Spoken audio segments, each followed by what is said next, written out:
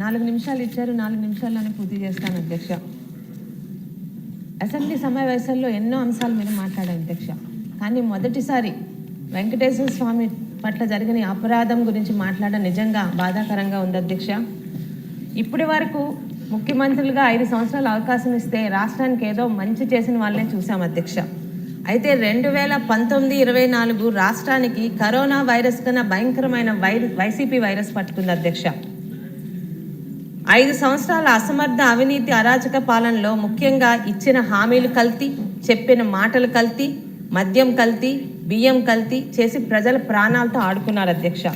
ఇవన్నీ ఒక ఎత్తైతే అఖిలాండ కోటి బ్రహ్మాండ నాయకుడైన వెంకటేశ్వర స్వామి పట్ల ఈరోజు ప్రపంచవ్యాప్తంగా ఉన్న హిందువులే కాదు అధ్యక్ష, ఆయన మీద నమ్మకంతో డిక్లరేషన్ ఇచ్చి మరీ వచ్చిన అనేక మంది భక్తుల మనోభావాలతో వాళ్ళ నమ్మకంతో ఆడుకున్నారు అధ్యక్ష. ఇక తిరుమల మీద హిందుత్వం మీద జరిగిన కుట్ర ఇప్పుడుది కాదు అధ్యక్ష. ఆయన తండ్రి హయాంలో తిరుమలను 2 కంటలుగా చేసే కుట్రతో మొదలైంది అధ్యక్ష. ఆయన అక్కడితో ఆగితే జగన్మోహన్ రెడ్డి గారు 5 సంవత్సరాలు పూర్తిగా హిందుత్వం మీద తిరుమల కొండ మీద కుట్రలు చేస్తున్నారని ఉన్నారు అధ్యక్ష. అంటే అధికారంలో రావడానికి దేవుణ్ణి కూడా ఎలా వాడుకున్నారో దానికి ఒక ఉదాహరణ పింక్ డైమండ్ అధ్యక్ష. అదే పింక్ డైమండ్ కేసుని వాళ్ళ అధికారంలోకి వచ్చాక 2020 ఫిబ్రవరిన ఆ కేసుని వాళ్ళు వెనక్కి తీసుకున్న దాన్ని బట్టే రాష్ట్ర ప్రజలకి ఈ సందర్భంగా మరొకసారి చెప్తున్నాను అధ్యక్ష, జగన్మోహన్ రెడ్డి మాట్లాడే ప్రతి మాట అధికారంలో రావడానికే. ఆ రోజు మాట్లాడిన మాటల్ని మళ్ళీ వాళ్ళ అధికారంలో కనీసం నిరూపించలేక వెనక్కి తీసుకున్నారు అధ్యక్ష. ఇక తిరుమలలో అన్యమత ప్రచారాలు అందరూ మాట్లాడారు అధ్యక్ష.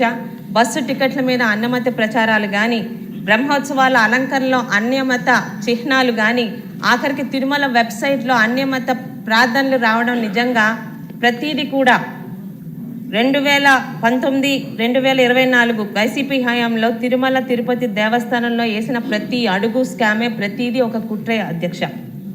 ఇక అధ్యక్ష 2018న తిరుమల తిరుపతి బోర్డు డైరెక్టర్స్గా నాన్నగారు కూడా ఆ రోజు ఉన్నారు అధ్యక్ష. అంటే ఈరోజు అది చెప్పాల్సిన అవసరం ఉంది అధ్యక్ష. ఆ రోజు నాన్నగారితో పాటు మన సోదరి మరియు ఇప్పుడు మనకి హోంమంత్రిగా ఉన్న అనిత గారికి కూడా అది ఇచ్చాం అధ్యక్ష. తను ఏదో ఒక ఇంటర్వ్యూలో నా హ్యాండ్ బ్యాగ్లో భగవద్గీతతో పాటు ఖురాను, బైబిల్ కూడా ఉంటుందని ఒక మాటని తీసుకొని అప్పటి ప్రతిపక్షమైన వైసీపీ పార్టీ వాళ్ళు చేసిన రాద్ధాంతం మనందరికీ తెలిసిందే అధ్యక్ష. కానీ చాలా నిబద్ధతతో అనిత గారు ఆ రోజు ప్రమాణ స్వీకారం చేయకుండానే ఆ బోర్డు మెంబర్ పదవికి ఆమె రాజీనామా చేశారు అధ్యక్ష. అంటే అది టీడీపీ తాలూకా ఎమ్మెల్యేల తాలూకా నిబద్ధత అధ్యక్ష.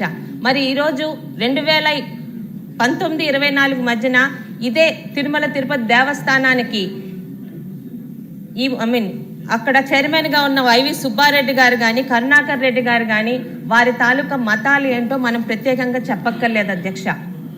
వైవి సుబ్బారెడ్డి గారి సతీమణి స్వయంగా ఆమె బైబిల్ పట్టుకొని తిరుగుతున్న అలాంటి వాళ్ళకి తిరుమల తిరుపతి దేవస్థానం చైర్మన్ పదవి ఇచ్చినప్పుడే హిందుత్వం మీద ఆ దేవాలయాల పట్ల వాళ్ళ తాలూకా కుట్ర ప్రతి ఒక్కరికి అర్థమయ్యి తీరాలి అధ్యక్ష.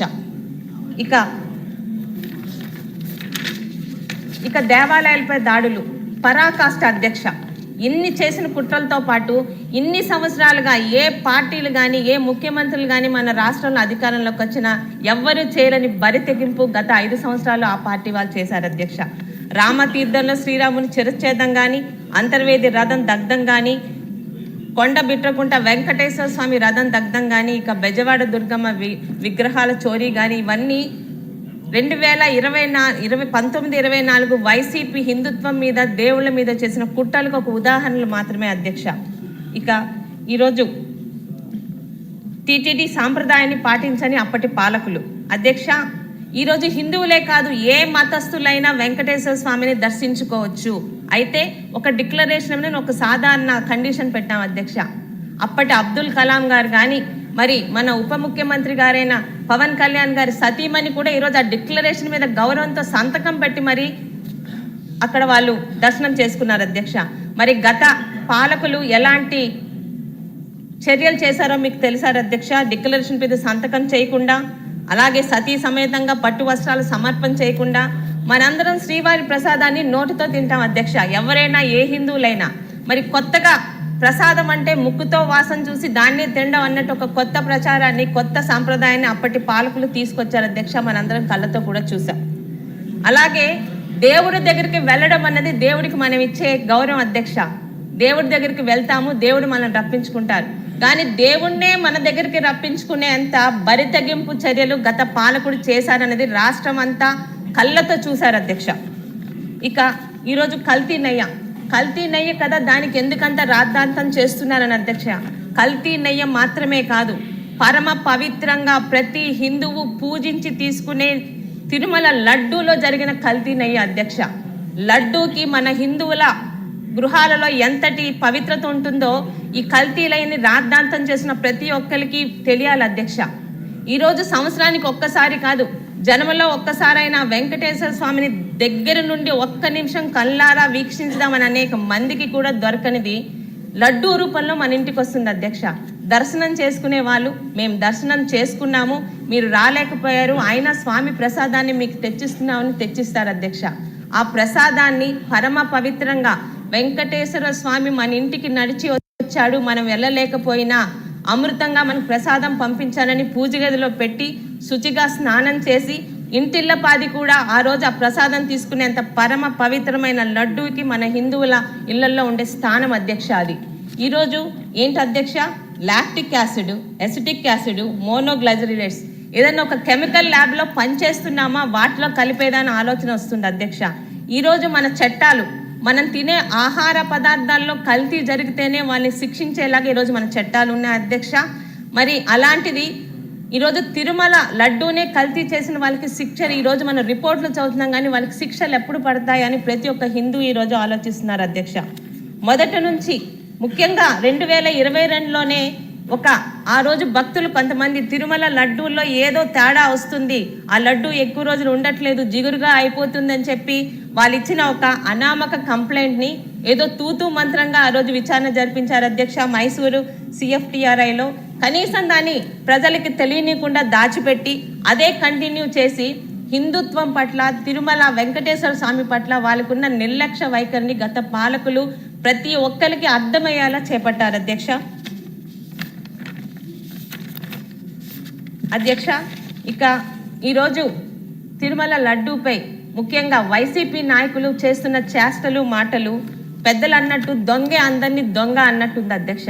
వాళ్ళు చేసిన దొంగతనం బయటపడడంతో తప్పించుకునే దారి లేక ప్రజల్ని నమ్మినా నమ్మకపోయినా ఈరోజు ఏదో ఒకటి అరవాలి కాబట్టి ఈరోజు ప్రతి ఒక్కటి ఆ విషయాన్ని వైసీపీ నాయకులు ఈరోజు రాద్ధాంతం చేస్తున్నారు అధ్యక్ష. నేరం చేసిన వాడే ఈరోజు నీతి బోధలు చెప్తున్నాడు అధ్యక్ష. అక్రమాలు చేసిన వాడే పారదర్శకత గురించి మాట్లాడుతున్నాడు.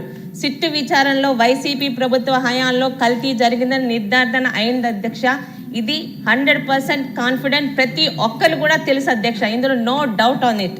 అయితే ఆధారాలతో బయటపడిన వాస్తవాలు కళ్ళకి కనిపిస్తున్నా ఇంకా ప్రచారం చేస్తూ ప్రజల్ని తప్పుదోవ పట్టించే ప్రయత్నం చేస్తున్నారు అధ్యక్ష. నిజాలు బయటపడ్డాక కూడా అబద్ధాలని అరిచి నిజం చేయాలని ప్రయత్నించడం నిజంగా ఒక రాజకీయ దివాలా తీయడమే అధ్యక్ష. ఇది వాస్తవాలపై యుద్ధం కాదు అధ్యక్ష. వాళ్ళు అంటున్నట్టు ఇది అబద్ధాలపై ఆధారపడిన ప్రచారం అధ్యక్ష. కానీ ప్రజలు మూర్ఖులు కాదు, గట్టిగా అరిస్తే నిజం అబద్ధం అయిపోదు, నిజం ఒకరోజు వెలుగులోకి వస్తుంది అధ్యక్ష. ఈరోజు ఒక హిందువుగా, ఒక భక్తురాలిగా, ఒక శాసనసభ్యురాలిగా ప్రభుత్వానికి విన్నపం అధ్యక్ష. మన ప్రభుత్వంలో మన ప్రజల మనోభావాల్ని, నమ్మకాన్ని దెబ్బతీసిన వారికి శిక్ష పడేలా చూడాల్సిన బాధ్యత ఖచ్చితంగా మన మీద ఉంది అధ్యక్ష. వీలైతే ఇంకా లోతుగా విచారణలు చేపట్టాలి, ఎంతటి వాళ్ళైనా వారికి శిక్ష పడాలి అధ్యక్ష. ఎందుకంటే ఇందాక సదరు మంత్రి గారు చదివిన రిపోర్ట్ మేము విన్నాం అధ్యక్ష.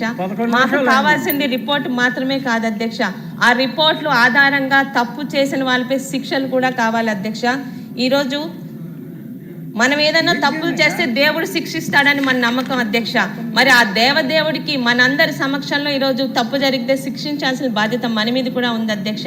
సరైన శిక్షలు లేకపోతే ఇలాంటి బరి తగ్గించే వాళ్ళు మాటలు ఇంకా ఎక్కువ అవుతాయి అధ్యక్ష. ఈరోజు ప్రతి ఒక్క హిందువుకి న్యాయం జరిగేలా ఈ కల్తీ లడ్డు విషయంలో చేసిన నేరస్తులకు శిక్ష పడాలా కోరుకోవాలని కోరుకుంటూ ధన్యవాదాలు అధ్యక్ష. ఈ సబ్జెక్ట్ ఏంటంటే అందరికీ